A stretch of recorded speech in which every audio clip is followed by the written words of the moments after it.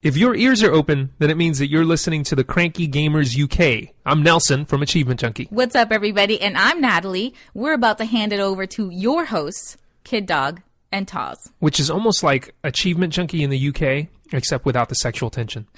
Well, some sexual tension, but not as much. Hot.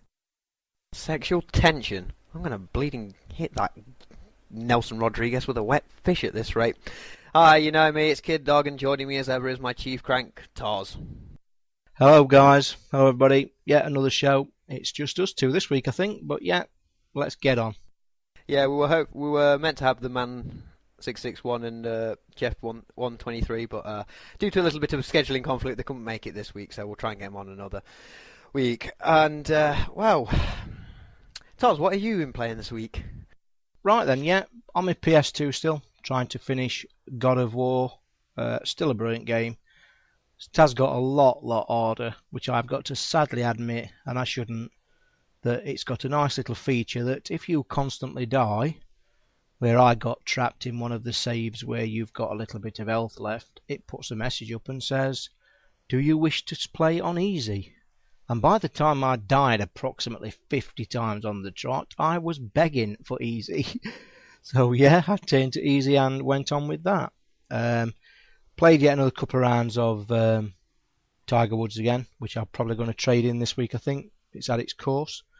And again, Call of Duty. I'm actually starting to get a little bit better at Call of Duty 4. Not ready to kill everybody yet, but... So how many kills are you stringing together now then? As you know, my poor record is only I've got to the radar. But I, as you also know, finish probably second from bottom, third from bottom at a push with about 4 or 5 kills in a game. Just play it for the fun, as you know. I don't progress to be superb. But this week, played a game this week, last night in fact. 3 games, I got 12 kills, 14 kills and 15 kills. Definitely getting better. I've found the right weapon with the right sight and I'm learning how to use it. Getting to use the maps, I am really starting to enjoy it. Only thing worrying me to death, it's highly unlikely I'm going to be able to afford this game at the time of release, so there's got to be some wheeling and dealing done. I've also been playing on the on DS. I nearly said my DS, but of course we know it's Amber's DS, my little daughter. Been playing a few games on there. Puzzle Quest again. When are Microsoft going to release that onto Xbox Live? I can't wait. It's going to be a definite purchase for me. And anybody who's not even played it yet, believe me, it will take over your life. It's an awesome game. And I think that's about it. A few odds and sods on the DS, but mainly 360. But mainly I'm trying to get through God of War. I'm hopefully going to try and finish God of War 1 tonight. But yeah, what have you been playing?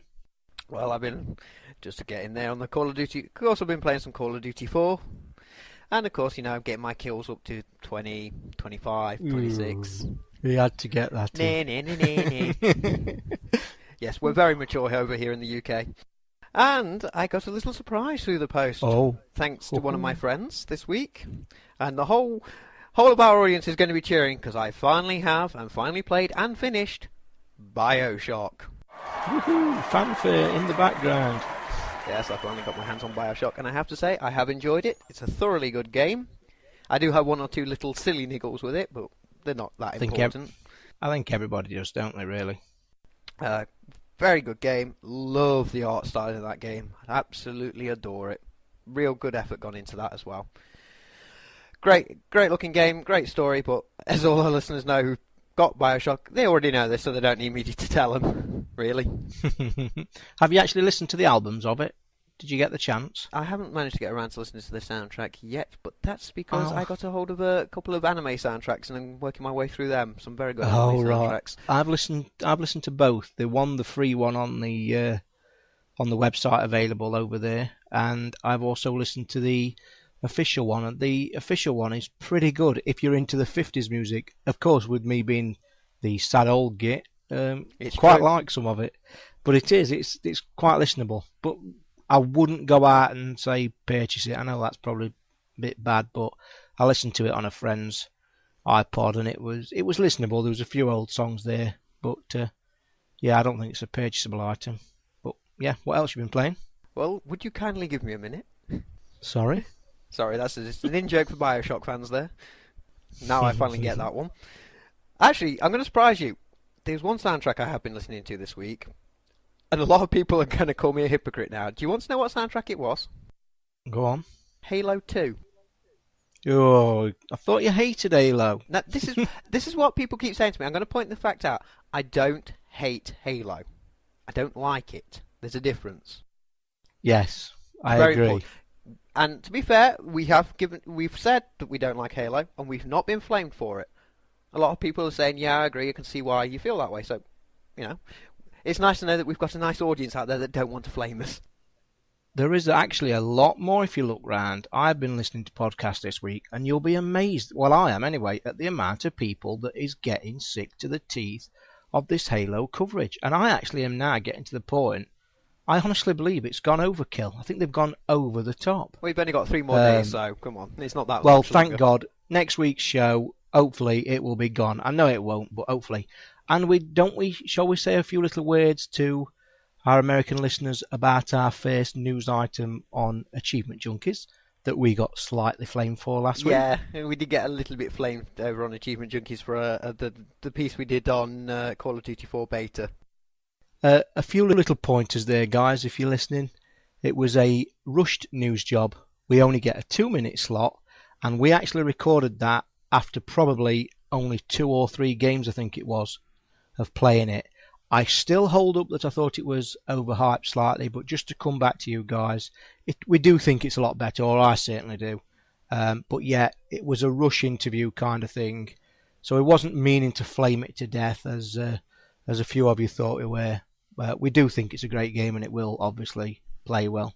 Yeah, and been talking to quite a few, and it's very reminiscent to Counter-Strike, and not in a bad way, I think. And I got to take back, I do think the graphics are a lot better. I have gone back and played Rainbow Six just recently, and they are a lot better. I'll actually say going back to play Rainbow Six after playing the Call of Duty 4 beta was a bit of a nightmare, because it's like, oh, why can't I run? Where's my knife? Oh, yeah, this game doesn't have it. I'll have to try that because it's crossed my mind, but I will also add about the graphics. I've now moved the game onto my VGA connection, which is HD quality, and yeah, they do look great. We have changed his opinion slightly, but I still stand by the stand that I do think it was very overhyped at the beginning. Still a great game. But, yeah, guys, what we mean by overhyped is, remember, this is a beta. I know a lot of people are seeing this as a free way to play the game, but this is a beta. This is not going to be, hopefully, some of the things are not going to be, represent the full game. And of course, and let's face it, when they did release this beta in the US and in the UK, it was a bit of a ball ache to try and get in. It could have been done a lot better, but anyway, that's enough about Call of Duty 4 and that. So let's move, but time to move on. Let's move on to the UK top 10. Alright, number 10, Stuntman Ignition. Yeah, boring. We've said it all. Move on. Very poor, very boring. Move on. Number 9. Transformers the game. Again, we've talked about this. Great film, but a very poor game. Number 8, Colin McRae, Dirt. As we'll mention in a news piece later, yeah, this is in the charts for a sad reason, but we'll come back to that later. Yeah, number 7. Bioshock. Yeah, I think I'm going to have to hold my hands up and say my prediction is probably not going to occur, because I really did think this would go back up the charts once the Tiger Woods was found out and the others started dropping, but no, it looks like it's going out. I think this will make a surge back up the charts perhaps when the price drops on it. It is definitely a game worth picking up. I want to say I think come Christmas time and the Christmas market, I think it'll fly back up again. Alright, at number 6, another expansion pack for The Sims. The Sims 2 Bon Voyage. Yeah, we've talked about it last week. It's apparently a PC expansion again. Well, we say Halo cash cow of Microsoft, but The Sims Uber cash cow of EA. Uber cash cow. Are you ready for this, Toz? Number 5. Our first ever PS3 game. Woohoo! Heavenly Sword. Yep. God of War with... Oh, I can't say that, can I? Almost said God of War with boobs then. Well, you can, but you can probably put a beep in. But yeah, I mean, I've heard very, very wide. They have been very mixed for Heavenly Sword, haven't they? Yeah, that's the word I'm looking for. Some say it's fantastic, some say it's not very good. The big one I've heard, though, it's not very long, apparently. I'll tell you one thing about this game that I saw that really did make me look at it and say, I don't like that at all. And it was the clips in the videos where you've got control of arrows after they was fired. A clip at the end of a bridge where they fired an arrow and it goes first person with the arrow, and you'd actually got control of it apparently with the joypad. That I detested. I just thought, what a stupid, silly thing to do, because I know it's a game and it's fantasy and all that, but you can't go directing arrows once you've fired them. That's like Call of Duty, fire a bullet and let's turn it round a corner. It looks good though, we'll all admit it looks very good, but very mixed reviews. But it's glad to see the PS3 finally in the charts. I don't know, controlling arrows when they're in flight, whatever next? Maybe a crossbow training game? Maybe. Maybe on the Wii? Yep. Moving on. At number 4, it's that Italian plumber, Super Paper Mario. Well, we all know this game is well, what griped me about this when I used to be a Wii owner, this was penciled in for release in this country, as everything else was, to be coming out way, way long ago. The time gap, we all know my really big gripe about release dates. Thankfully, Microsoft is great on them now. I can't praise that enough.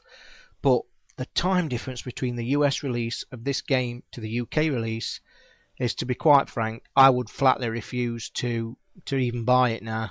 And I have actually spoken to a few friends. In fact, the guy over at Weeds, I guested on their podcast last week. A few of them was still excited about it, but a few diehards on there, they were saying the same. The distance in time between releases, you can't have this now in today's day and age. I think it's 8 months. I think we was working out. You can't have them kind of time differences now. Nope. Alright, number 3, Tiger Woods PGA Tour 08. Can somebody tell me, have EA fixed this? Because, or aren't people aware that it's, well, everybody knows my thoughts in previous shows. I would like to know, somebody mail or go to our website and tell me, has EA fixed this game? Because it's unplayable on one of the main areas, as we know. So yeah, I'll have to find out, because I'm amazed it's at number 3. So yeah, listeners, if you've got Tiger Woods PGA Tour 08, and if has EA fixed it, haven't they? Let us know. Alright, number 2.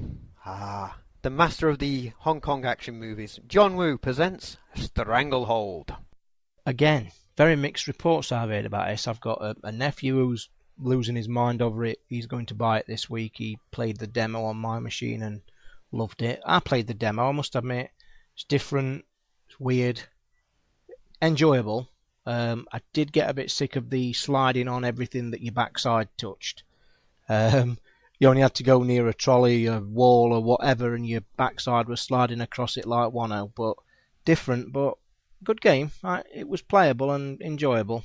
And I did like the way in the demo they let you unlock stuff, because my feelings on demos, as we all know, you're trying to make me buy your game. So, make demos decent. Alright, and still at number 1, Medal of Honor Airborne. I'm glad for this. I quite like this. I know it got slated and a lot of people in podcasts have given it some jip, but I'm quite glad it's staying in there. It looks like Liquid Life might be safe on his bet, eh?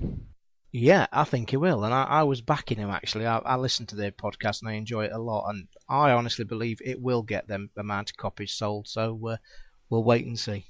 Alright, we'll go on to our news now, and our first one, it's kind of old news. We found out about this after the recording of last week's show. Now, you might remember a few weeks ago that me and Toz had a little bit of a gush about Colin McRae Rally 2. And unfortunately, last weekend we had the sad news of Colin McRae and his 5-year-old son, 6-year-old boy, and a family friend all unfortunately died in a helicopter crash at the family estate. I know it's not exactly a gaming news story, but it's a game that me and Toz love dearly, and it's a very sad day to lose someone like Colin McRae. Yeah, I mean, I would say it is a bit of a gaming story. I mean, it was renowned for the series. It's been going a lot of years, but very sad news to die, and especially to lose children in the accident. But as condolences go out to his family, and Codemasters have set up a remembrance webpage over at codemasters.co.uk if people want to check it out. But yeah, sad news. Lost a great man and a great rally driver. Alright, that's the sad news out of the way. And like I said, very sad news. All right, second news story. All right, you PS3 owners, here's some more good news for you. Yeah, more good news for PS3 owners. Can you believe it? You're finally getting the Rumble feature. Well, they say finally. It's a long way off, apparently, what I read this morning. But it has been officially released, and it is being played over in Tokyo at the minute on a few games, on a few test packs. The news is it's due out, I think, around early November in Japan, US, next spring. So God knows when our UK players are going to get it. Yeah, probably next November. You know, how many are there for a start? I don't think you've got to worry about it. We all know the reason why this happened, or if you didn't know, there was a lawsuit to do with the Rumble feature that they couldn't sort out quickly enough for the PS3 release. They've now finally sorted it out. There's a little more to that news story that a lot of people don't realise, that Microsoft were also in the same lawsuit, and they got out of it. One of the ways they got out of it, I believe they purchased quite a large, substantial number of shares in the company, which probably helped. Oh, I didn't know that. That's a very good, clever idea. Yeah, this is what happens when you listen to This Week in Media. This Week in Tech. Oh, that's it then. But, I mean, we all know, we all have come to accept now in every controller that you lay your hands on, you've got to have feedback. I mean, I think the PlayStation controller, now as you know I've got a PS2 again, even with that with Rumble, it is a very light controller. Always has been. I mean, for me, I've not held a PS3 controller in my hand, but to hold one of them now and play the kind of games that you see with a lot of action, or driving games, and not have Rumble, to me, would be an absolute killer. I would not like it. It's great to see that they've finally got their act to get it together, but I have heard rumblings, pardon the pun, that a lot of fans aren't going to be pleased about having to pay for another controller for basically what is a Sony mistake. You know, they didn't sort it out, they didn't get it sorted. A few rumours abound that they are going to package it whenever the time is with some either download game or a full release. But I think they have got to do something like that, because for making people who are paying an astronomical amount for the machine anyway, to be asked to pay for yet another controller, and sometimes two, asking a bit much. Okay. Alright, we're preempting our news story for AJ here, so we don't get flamed again. Midnight launch cancelled in the UK. Yes, the midnight launch for Halo 3 has been cancelled down in London because the council are being party poopers. Yeah, I actually side with them a bit here. I mean, I know me and you had a discussion about this the other night. It is a midnight launch. It is a Friday night. I have nothing against having fun and midnights, and I'm not an old fart as everybody likes to think I am. But you've got to think, they're on Oxford Street. It's in the middle of London. You're going to get people dressing up in all manner of Halo garb, and you can imagine mixing that with the revellers on a Friday night coming out the pubs in London. It's a recipe for disaster, and to be honest, I think the police will have had a lot to do with this, because I don't think they'll want to handle such a thing. So yeah, I know they want the fun, but I can see why they're cancelling it. A better time, a better place, then maybe, but not midnight on Oxford Street on a Friday night. Well, it would be a Tuesday night actually, or Monday night, because it comes out Tuesday. Oh, it does over here, doesn't it? Where did I hear Friday night?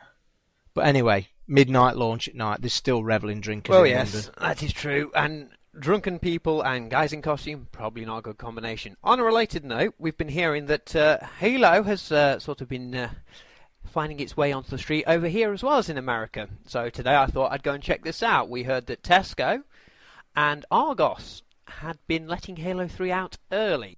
Had they? I didn't know that. Well, I went and had a look at this because in Ilkeston we have a Tesco and conveniently enough an Argos as well. Unfortunately, no luck. No Halo 3 for me. So, would you have bought it though? I am starting to get tempted. Ooh.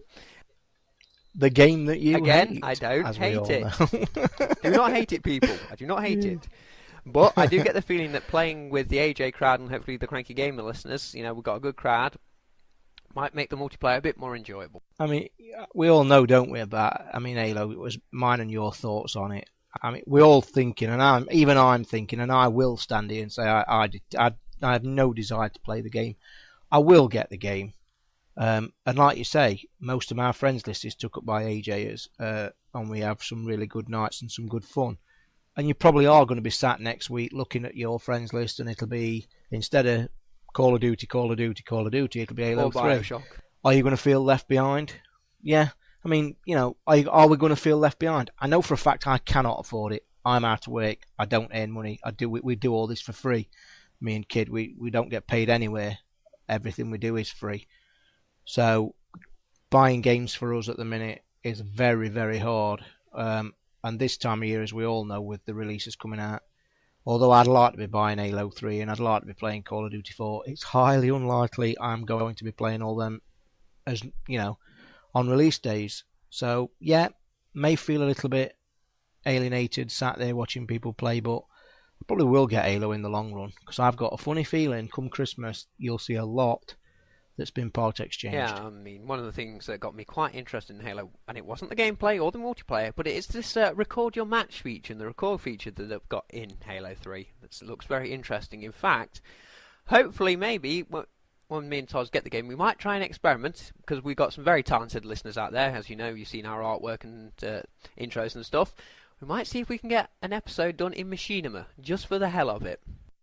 And I'll tell you what, if we can do this, we'll give our listeners a vote, and at the end of the show, one of us can be blown up. You know it's going to be you, Toz, don't you? They like me. The listeners like me. I was saying it's more than likely going to be you. Yeah, right. That's just stroking my ego there. Anyway, enough ego stroking, and on to Toz's news stories. Okie doke, few stories here, some a bit long-winded, but they're pretty interesting. First one, didn't know about this. Bomberland Touch 2 is being released. Apparently January 2008 on the DS. But the sad thing is, maybe for some Bomberman fans, I know there's a lot out there, I will give you the game description. It says, adventure, mini-games and multiplayer action await.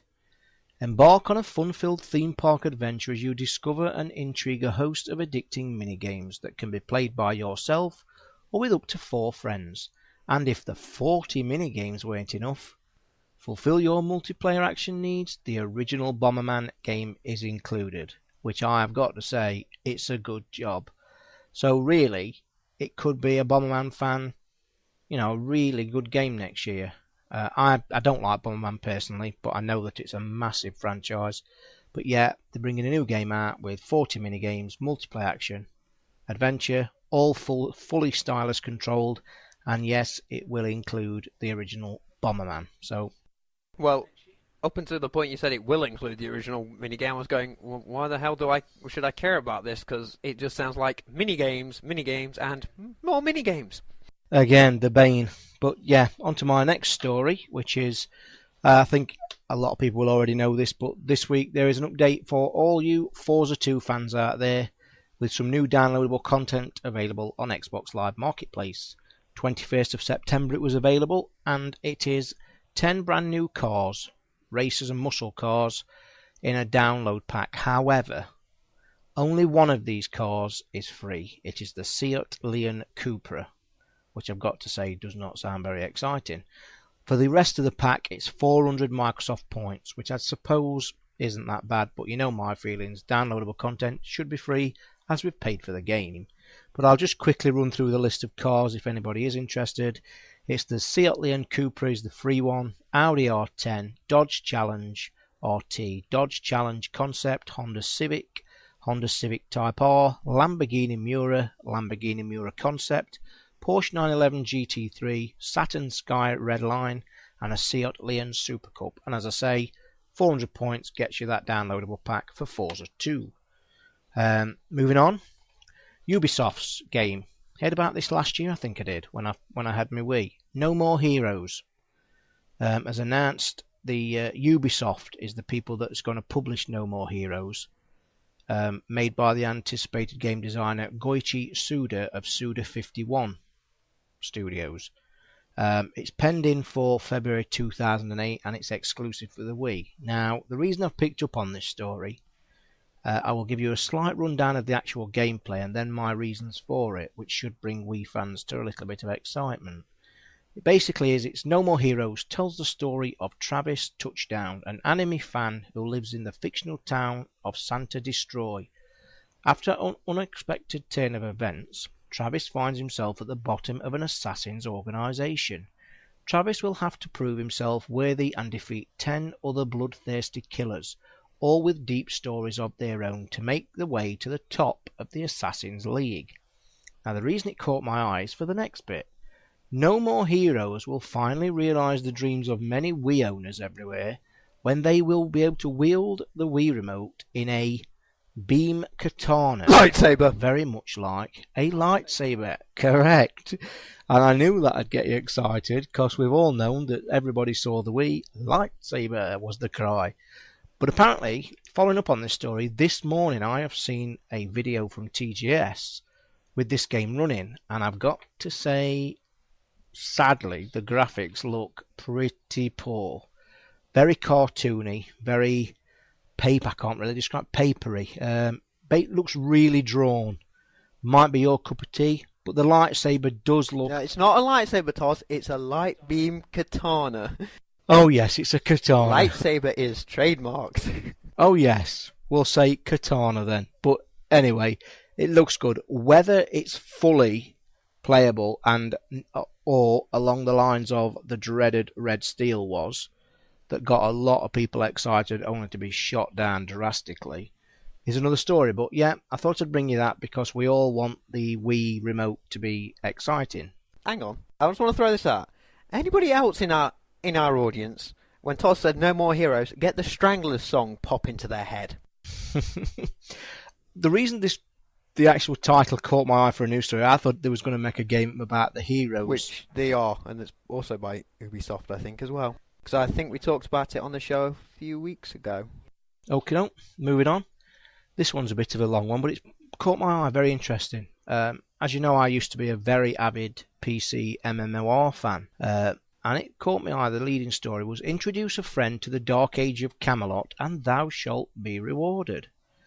Now, apparently a new launch of the games, including sponsorship, offers the Dark Age of Camelot users, allowing them to extend free play time when they introduce a friend. The scheme has since been revised to incorporate a brand new fully customizable shape changing pet to use in game for those who participate. At first the pet will look more like a frosted jelly, but this is in fact a magical concoction to produce your very own golem. You feed your pet special ingredients, which you can find in the game, which will determine its size and shape, depending on what combination of ingredients. Different combinations will of course yield different results, and you could end up with either a two-headed wolf or something even more weird and bizarre. You have to feed it, it'll learn new abilities and grow. As it gets older, the pet will learn to talk. It will ask for things. Specifically, if the parent neglects it, they will find the pet will start to behave rather erratically. I mean, I like this idea. I mean, I know that Dark Age of Camelot is obviously battling against the big one. I'm refused to name it anymore. I'm trying to get away from that addiction.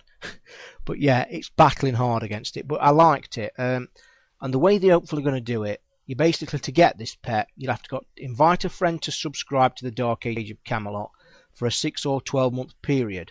You'll be then given a sponsorship code. You'll be then sent, which needs to be activated in the account system of the game. You will then log into the game and speak to a steward of the realm outside the throne room. He will hand over the frosted jelly to each character the player has. Guests who introduce existing players will be granted a 14-day free trial, and the player inviting will receive additional days of a free game time if they subscribe. Now I'll just run through to finish this story the actual prices, or the actual subscriptions that you get. You get 10 days of free subscription for a month. You get 1 month of free subscription for a 3-month one. You get 2 months free subscription and the pet for a 6 months one. And a 3 months of free subscription for the noisy pet for a 12-month subscription. And there is actually no limit on the amount of friends you can invite, which, as I say, they must be vying for customers to compete with the big one. But I quite like that idea. I have actually got a copy of Dark Age of Camelot that's never been opened. It's still in its cellophane. I won it in a competition. I may actually I may even put it up for a competition prize if I get enough interest. So yeah, keep an eye out for that, and I might actually stick it up. It's worth quite a lot of money. It's a full expansion pack, full game, 3 month included. So yeah, I might stick it up for a competition. So keep your eyes and ears open for that one. And I am going to finish with a little story that will probably only just apply to our UK viewers. A little bit of a funny one that just blew me away. Keith Chegwin, the beloved presenter in the UK, renowned... Oh God, where is this going? Listeners want to know. He actually starred in a TV show over here. Absolute bollock naked. Yes, you heard right. Primetime TV... Please, I had expunged that from my memory. A few years back, actually put out a kind of, well, quiz program cum obstacle course on TV, prime time, where everybody was naked. Yep, seriously, naked, not a stitch on. And apparently Keith Chegwin, if you don't know, is a bit of a kiddish TV star over here in his day. But he was turned into, as we all do, fat old men. And it was all over the TV. It was a sad state of affairs, but it got a hell of a lot of press over here. But the reason this is on my gaming podcast, believe it or not, there is a Keith Chegwin party quiz game coming out on the Wii, the PlayStation 2 and the PC in November this year. Now, I will stick some screenshots up of this for our UK viewers on our website. I was getting worried there for a second. No. Basically, I just couldn't believe that Keith Chegwin is still around and they're bringing a game out for the Wii. I must admit, though, our UK listeners out there, go and check the screenshots I'll put up later. They're very funny. They do look like him. It's very cartoony. It's just basically jumping on the bandwagon for the quiz games. But I just thought I'd throw that in because I will never, ever forget Keith Chegwin running about naked on UK TV. I was trying to, but Toz stopped me. And there's my news for this week. Alright, now Toz was lucky enough earlier this week to secure an interview with Mercury Games about some of their forthcoming DS titles, so we're going to play you that interview right now, so enjoy Toz's interview with the guy from Mercury Games. Hi, it's Toz here for the Cranky Gamers. I'd like to interview Jason Harmon, who is the producer of the Zen Games series from Mercury Games. Hi Jason, can you introduce yourself and tell us a bit about what your job entails? I've been in the industry 4 years, and I used to work at the PC games publisher called Digital Jesters as the technical manager, and then I moved into being a producer at Mercury Games, where we oversee all aspects of game development from the publisher's perspective. So that includes everything from QA, production, and just generally looking after all aspects of the game. Obviously, the interview's about the new up-and-coming Zen series of games you guys have got coming out. What actually is this Zen series all about? Well, the Zen series is a group of games developed for the casual gamer. So it's a series of lifestyle games where they don't contain any violence or competitive elements.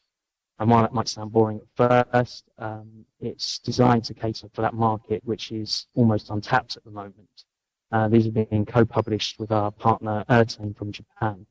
Aimed at the entire family, we've announced 4 titles so far, which are Paint by DS, 2 Aquarium titles, which are Aquarium by DS and Fantasy Aquarium by DS, and a Matchstick puzzle game. Eventually the series will be made up of 10 titles, and they're going to be very easy to understand and play, and thanks to the intuitive nature of DS. They are going to be very much like the Touch Generation series of games by Nintendo. Yeah, I was going to ask that. I was going to say, basically, with the way the Touch Generation has gone, it's gone crazy. Obviously, that's where these are aimed at, the same kind of age group. What age groups are they actually for? It's actually very much like Nintendo's philosophy of 8 to 80. Certainly, the Touch Generation series has shown that there's a market that was currently uncatered for in the casual gamer, and the response to our Zen series titles has been very popular and positive.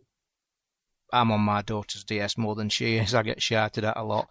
But to be honest, I've looked at these titles, and I'm really interested myself. The Paint one especially. Can you tell us a bit more about that?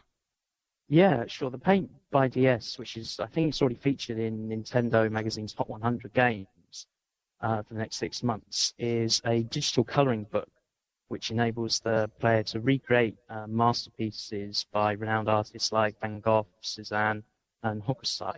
Basically, the painting is a line drawing where you have the real painting above, and you can colour in with the stylus as a paintbrush or a colouring pencil. You can mix up paints, blend paints, and basically to create the painting in your own style.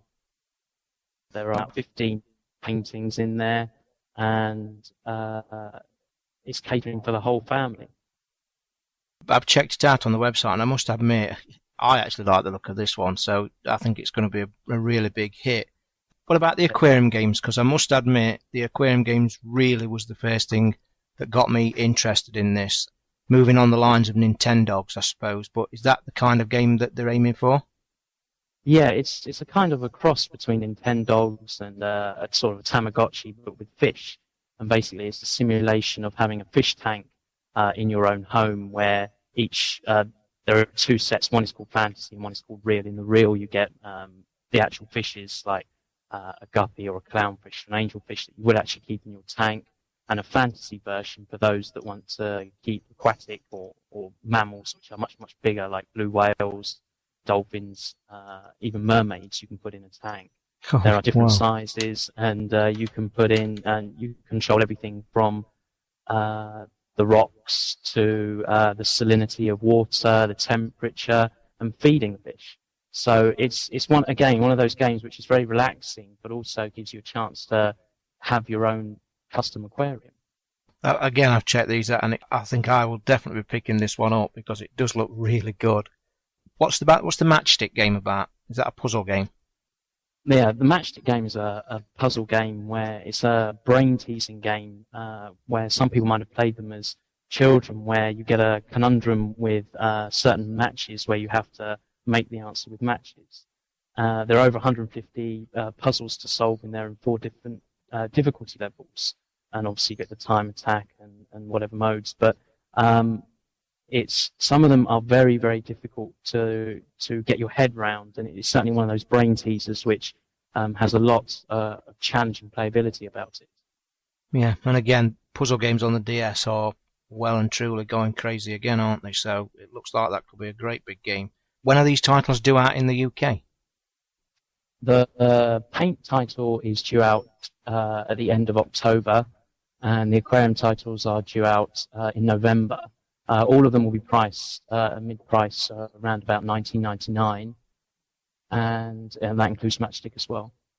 And are these games going to be released in the States store? Because we do have a lot of listeners from the US.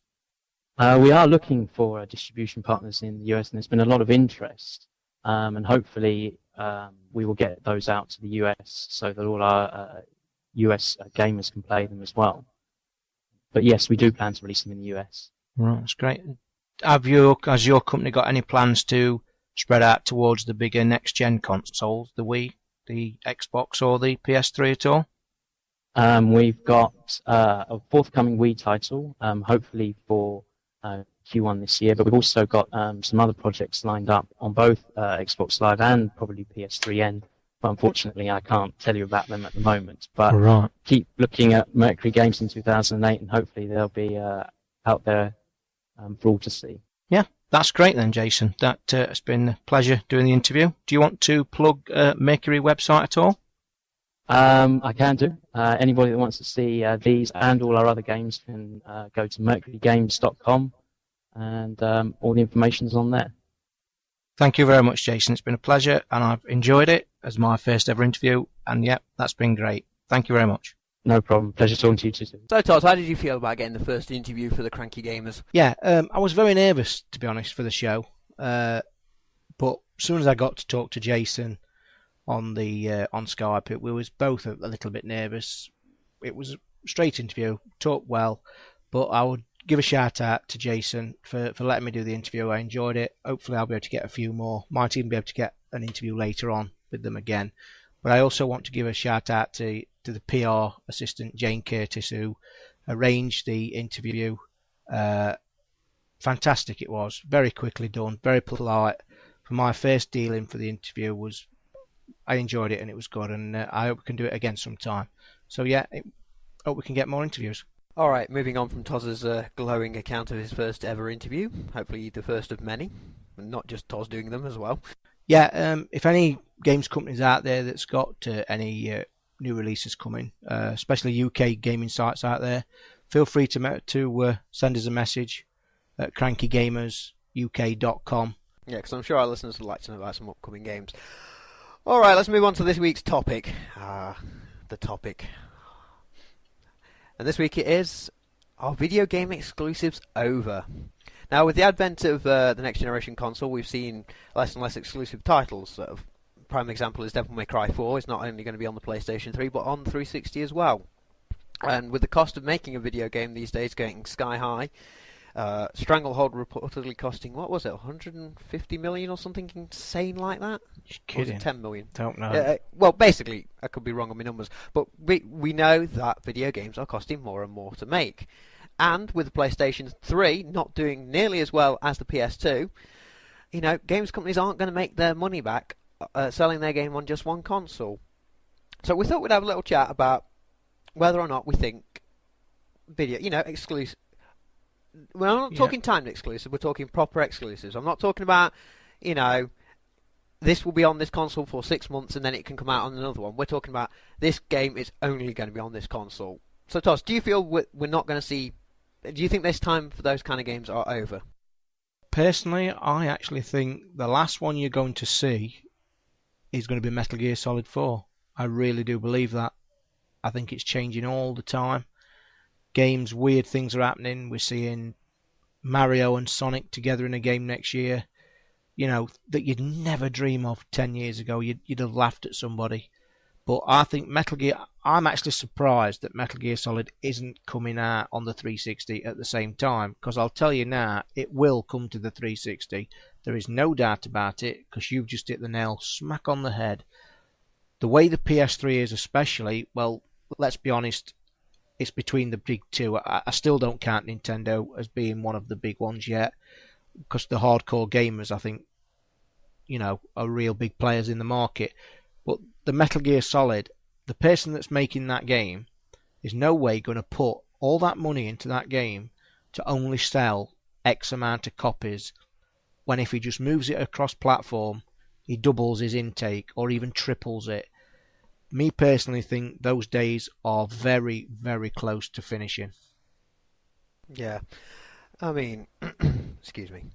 Yeah, I think we're still going to see the killer app, if you will, for the Xbox Halo. Obviously, I don't think you're ever going to see Master Chief running around on the PS3. But then again, you could make an argument that they're not exclusive with Halo and Halo 2 appearing on the PC. But you know, I mean, that's a good point. I've never even thought about the Halo. I'm just thinking the other way. I'm thinking Metal Gear Solid. If we're all honest now, Metal Gear Solid is the massive one on the PS3. People are going mad about it. It's the big one they're standing up. There was all crying when they lost Devil May Cry. That was one of their sacred franchises. Well, we know that's gone. They're basically hanging on to Metal Gear Solid. But we all know the rumours it's coming over to the 360. Or we're basically virtually certain it will. And I think he's even admitted it secretly somewhere. But the Halo one is a very interesting point. Now, why not send Halo on to PS3? I know that might sound a very weird and stupid thing. This is where we might get flamed for saying that. Well, but you think about it now. You know it, I know it. It's all about the money. We know that. They want as much money as they can, and plenty of it from everywhere. Now, how popular do you think it would be if they suddenly came out and said, you know what, Halo 3, PS3, let's hit the Sony market? Because I'll tell you now, do you think Sony would say, oh yes please? Because I know they would. I do, on the subject overall, I think it's heading down the way of we're not going to have any exclusives anymore. And to be honest, I don't think it should be. We all know, you know, the Nelson's great comment of the sole console. The Universal Console.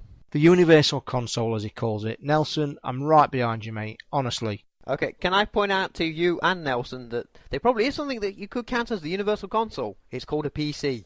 Yeah, good point. Good point. But we all know on our subject a few weeks ago about the PC games, they don't work out the box, and until that's cured, which never will because there's just too much hardware to be compatible with, it will never happen. So the Ultimate Console, I'm way right behind Nelson. I think it's a great idea.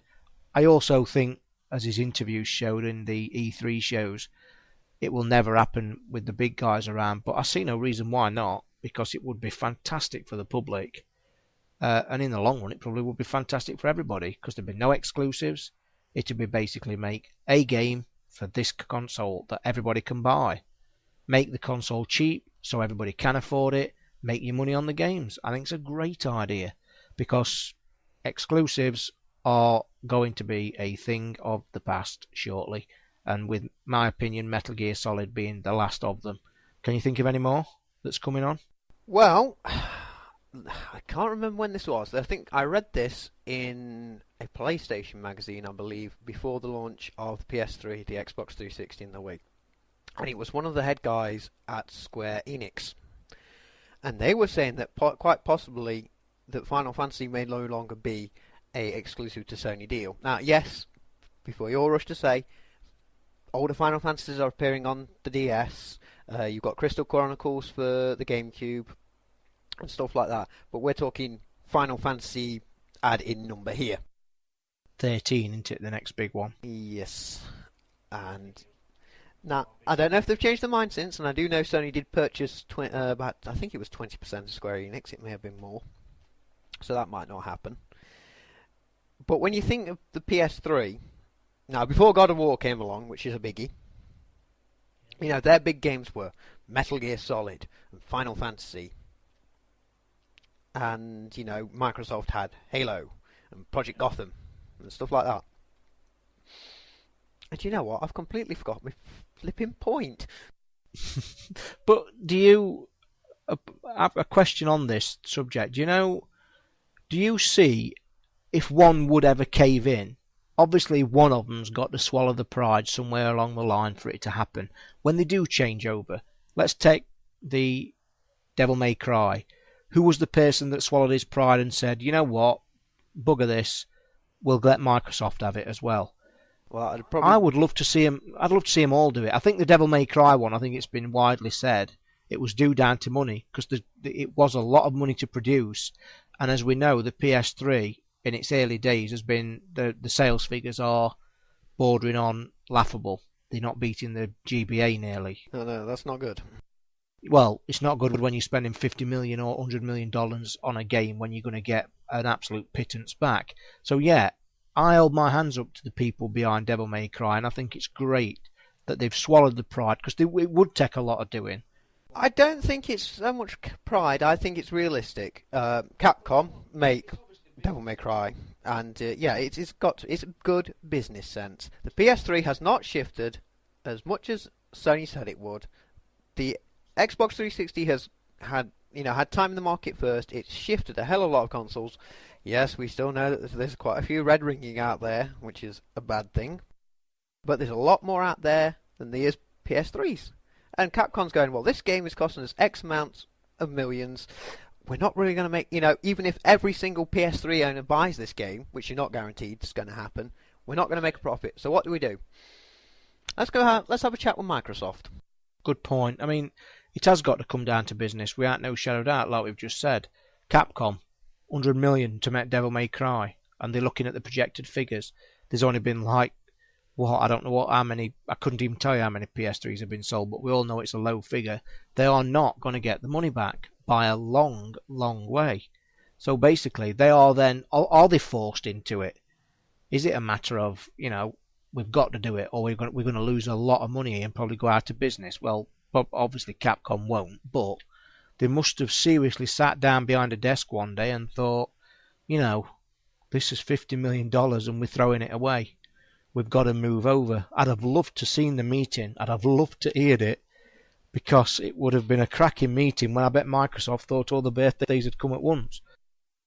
It's a good title to get a hold of, considering that it's actually, and I don't know how many people out there know this, but Devil May Cry was actually the original iteration of Resident Evil 4.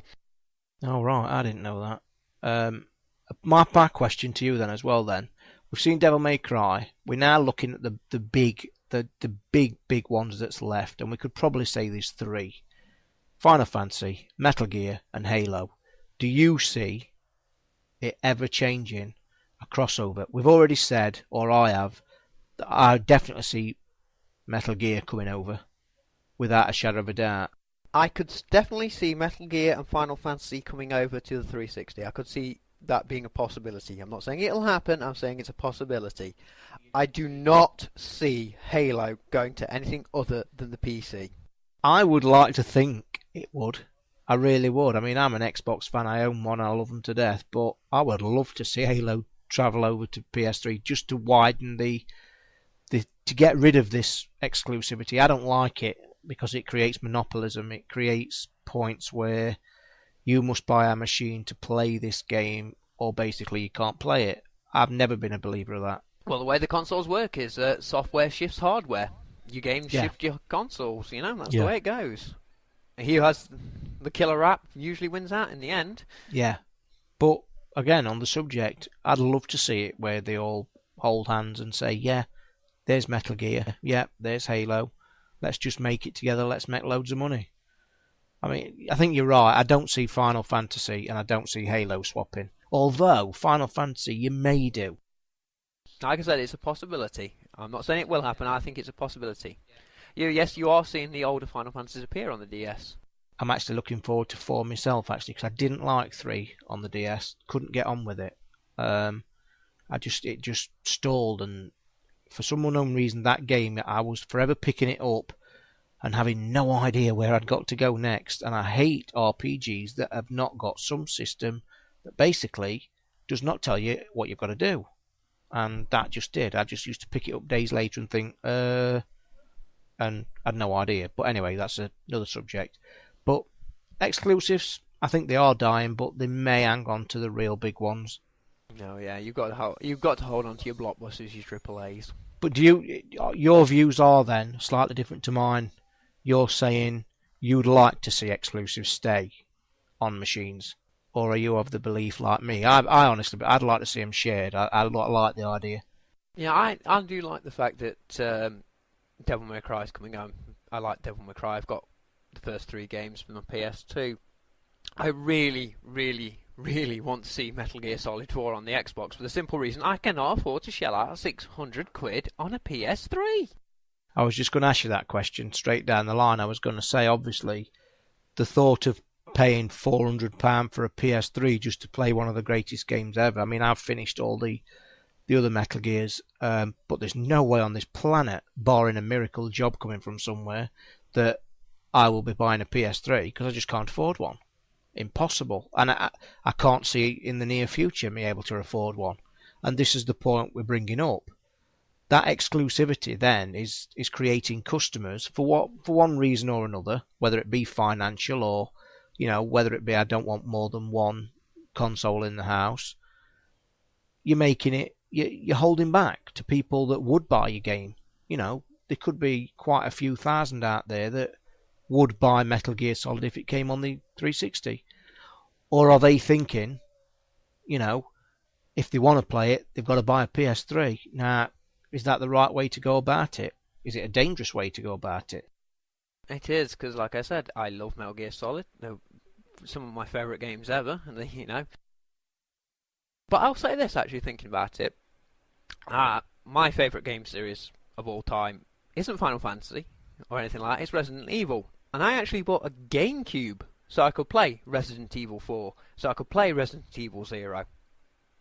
But then again, the GameCube wasn't £400, £600. What did the Resident Evil series wasn't Resident Evil exclusive to Sony at the first? Resident Evil appeared on the PlayStation and the Sega Saturn. I believe when it hit Resident Evil 2 and 3, then they were exclusive to Sony. And there again, they've branched out immensely. They're everywhere.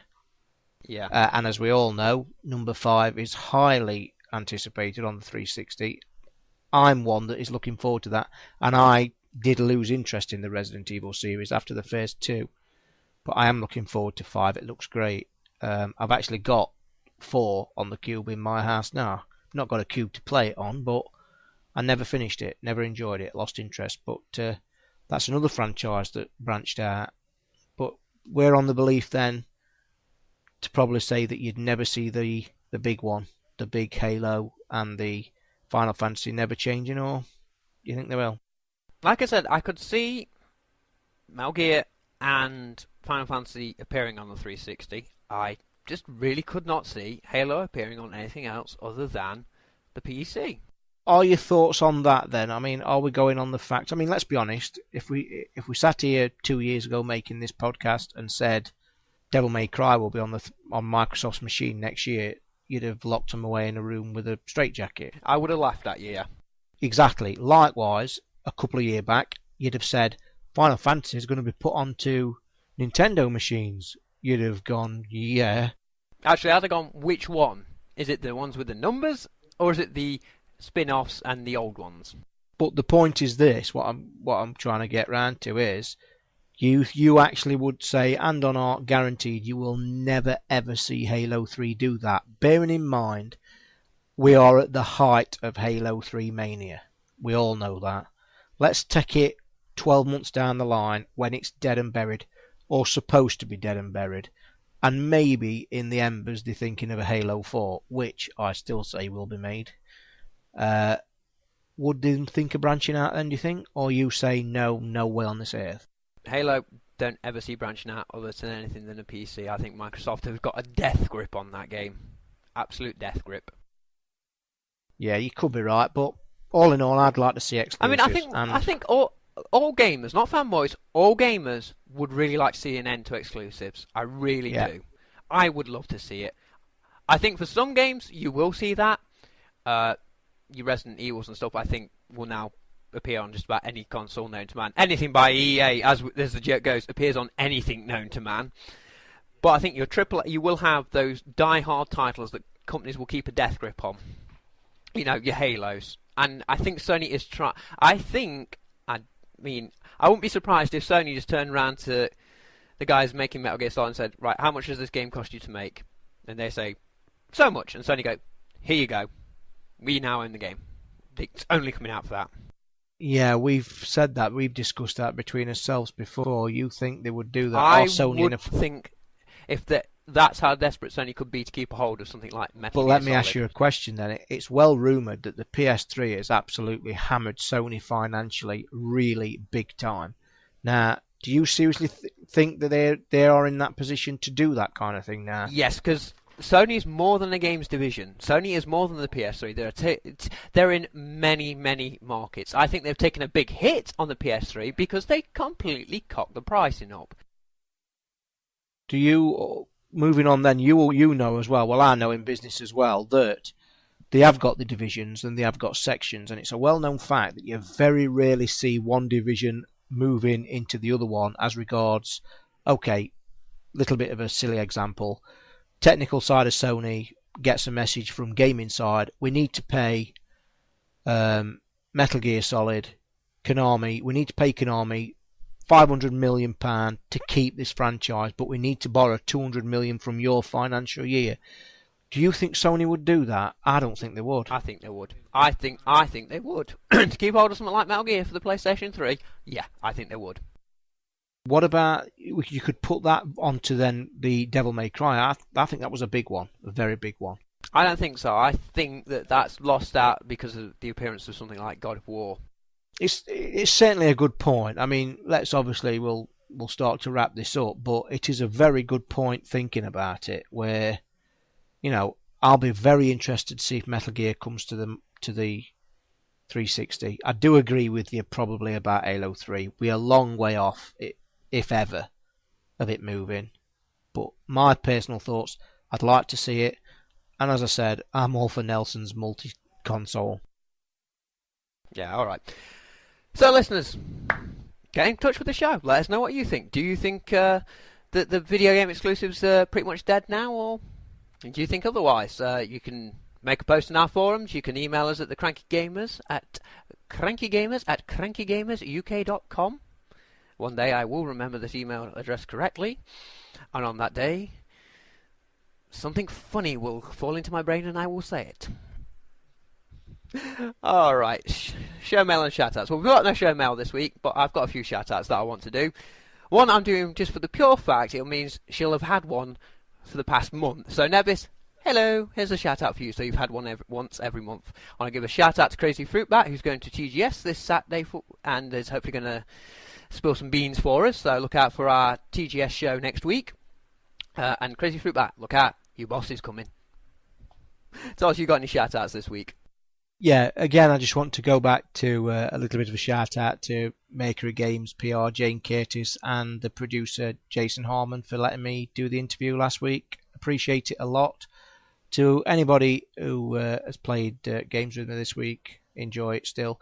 Can I just make a mention? I would like as listeners to really try and come to the forums and post, and we need some traffic. I know a lot of people are downloading the show. Yes, we know we've got quite a lot of listeners. Come to the forums. crankygamers.com. crankygamersuk.com, sorry. crankygamersuk.com. Come to us. Come to Butthead. Click the forum link on the top. Text to the forums. Sign up. It's easy. Just even though it's to say hi, at least it gives us a chance to see what numbers we've got. We know we've got a lot of downloads, but guys, can we have some feedback? The show will not move on without people getting involved. We thank you for listening, but yeah, we really would like you to get involved. Alright, one extra shout out. I'm not going to name this person, because it's this person's decision whether or not they want to say. But like I said, one of our listeners did actually send me a copy of Bioshock to play. So I want to thank, they know who they are, I want to thank them very much for it. It's much appreciated, and I love the game, and thank you. Can I just add one final thing? As I said earlier about the competition prize, I have a very good competition prize of a multiplayer online game, Dark Age of Camelot, with full expansion pack. It's a 2-box set. It's worth well over £50. It's still sealed, obviously. It's brand new, and I will offer this up for a competition prize if I see enough feedback in our forums. I'm not going to stick it up if there's only going to be 2 or 3 people entering. Exactly. So if I see decent feedback on the forums, enough people, I will put this up as a competition prize. Yep. Guys, listeners, we'd love to start doing some competitions. We do have a lot of listeners, but we would like to see some feedback in our forums. I know we're pushing it, and we don't want to sound whingy, but come on, join the forums. Let us know what you think of the show, and come and meet some new people. It's a good place to hang out. We've got a good community. I'd like to have a community as good as the forums are at Achievement Junkies, where there's no flame wars, no nothing like that.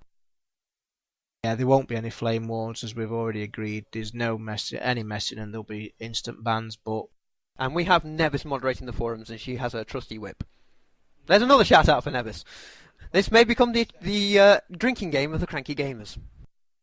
Like Kids just said, regarding competitions, I do have a few things I could give away as competition prizes, but I will not do it unless I see the people. You've already know, we're both, I'm out of work, don't get no money, this is all free, my free time, so I will gladly give some nice competition prizes up if I see the feedback. So guys, come on, let's have you on the forums. Alright, well, you've been listening to the Cranky Gamers UK. I've been your host, Kid Dog, and with me as always is the Chief Crank, Toz. Yep, it's me, and that is a wrap, I think, and we will see you next week on our show and news on the AJ Junkies show. So, yep, see you all next week. Alright, as you know, Cranky Gamers is part of the Achievement Junkie family, so check out Achievement Junkie at achievementjunkie.com and Xcast at xcast.com. I hope that's right, because I haven't had a look. So, Frank, I'm sorry if I got that wrong. But there's a link on our front page, if I have. Really organised this week. I know. By the way, you thought you got away with it, didn't you, Toz? You got thrashed by Arsenal, no. 5-0. Yeah, very. I thought, actually, I'd not remembered. I was depressed at the beginning, but I've come to accept it now. I mean, they are top of the league. They're the best side in the league at the minute, if not going to win it, in my opinion. Yeah, we're playing poor, but we'll still hang in there. We'll keep fighting, and I will have some return. Pity we didn't have a show last week when we won on Monday. Yes, I will be fair, you beat Newcastle 1-0, so Derby... By the way, this is football, not soccer. Soccer. And if anyone's interested, Nottingham Forest won 4-0 today, so woohoo! Go Forest! Alright, as I said, I've been your host, Kid Dog. He's been Toz, so it's goodbye from me. And it's goodbye from him. Bye. Till next week, stay cranky. We are the masters of this disaster. Stuck inside this cage with burning fist of rage. Hold on to your dignity and baby, don't let go. There'll be history. But you cannot hide on the other side. All the good and wicked, sometimes you got to get it. Like you know you can. This is a promised land. It's the only ticket. Come on, let's get it. Hey, it's Kid Dog here, bringing you a little bit of an after show. Just want to say I did bugger up the Xcast website. It's actually at theman661.com. So, again, sorry that we couldn't have the Man and Jeff on this week, but it turns out that they record their show at the same time as us. So, we'll try and sort that out in the next couple of weeks and have them on. Also, tune in next week when we talk about the Tokyo Game Show, because we've had a friend of ours out there who's gone and taken a look for us, and hopefully we should have some photos up on the site soon. And that's pretty much it. Thanks for listening, and like I normally say, until next week, stay cranky.